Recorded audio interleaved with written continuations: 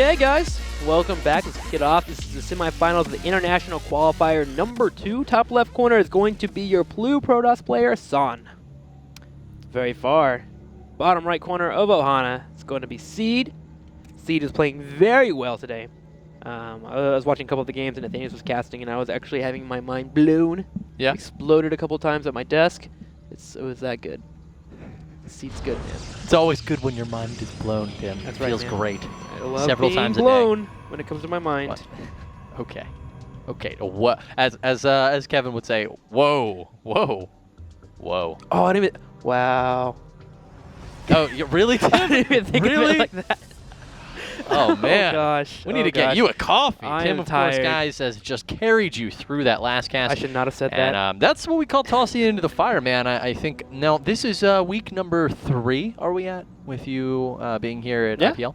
Yeah, about halfway through the week. Won't be casting tomorrow. Unfortunately, my girlfriend is showing up, guys. So, Kevin. You can't tell everybody you got a girlfriend, man. Oh, retract that statement. I don't have. Just say I retract that statement. I retract that Well, statement. it's not that you don't have. You don't lie to anybody, but there's a lot of fans out there, Tim, that like me would probably like to have a little piece of maybe the lasagna that you cook. Your lasagna is excellent, I do make good lasagna, by the way.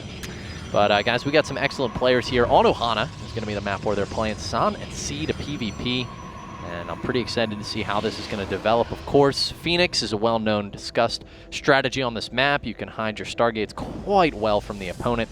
And from there, really do anything. But I'm anxious to see. Will we see Phoenix play? Will we see Robo defensive-based play? There's also Robo buffs are pretty popular on this map, too. You can go, 3-gate Robo into a 4-gate and warp in behind it. Yeah. You completely agree. You can get that pylon on the low ground. You can also, with the Phoenix play, get a warp into the main. There's so many nice, viable strategies on Ohana. It's a good one to start PvP off of, and that's why I feel like this is one of the first maps that we have in our semifinals, because Mirror Match was actually pretty strong on it.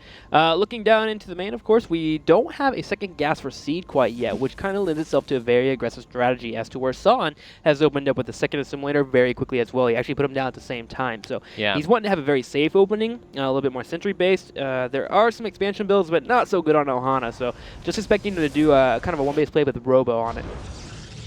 Yeah, I am anxious to see what Son's going to be going for here. I think it's going to be a defensive play as well, but as we were talking about earlier, Stargate is a possibility. Let's take a look. He's chronoing out a sentry, actually, and this makes me think Son is going to be going for Stargate. In fact, most of the time we see players actually chrono out a Stalker. Going for this sentry in this position makes it look to Seed as if Son is going to be having a Stalker pop out here. So notice he runs away really quickly.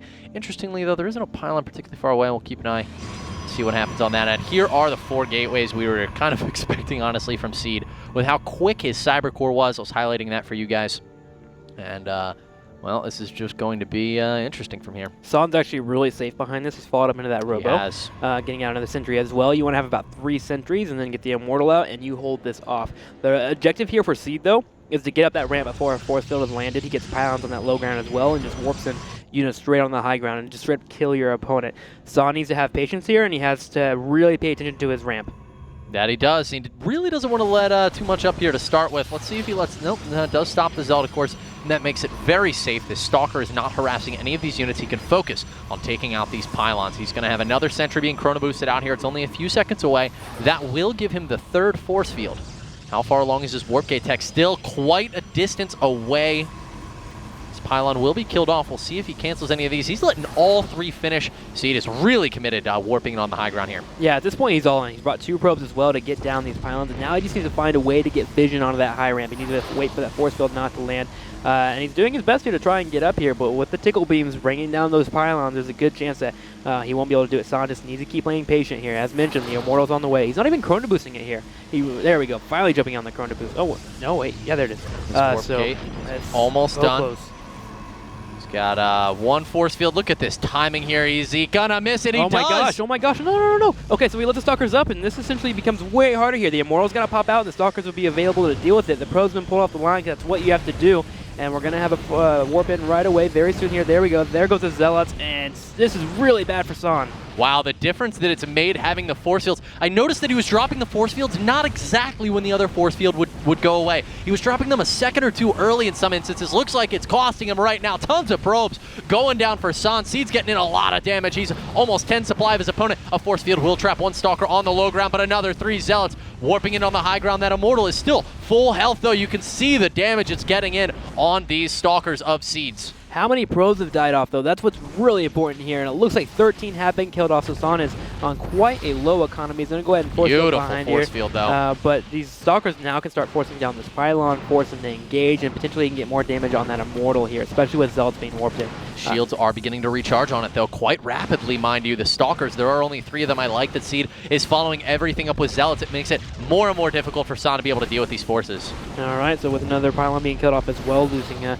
last pylon in the top left corner is going to be empowering a couple of those, the gateway and potentially that robo. I think it's just a chance pylon, but the engagement's happening once again. That Immortal gets focused down with a good force field once again, and this is looking like it might just be Seed's game. It does look like that's the case. GG for San.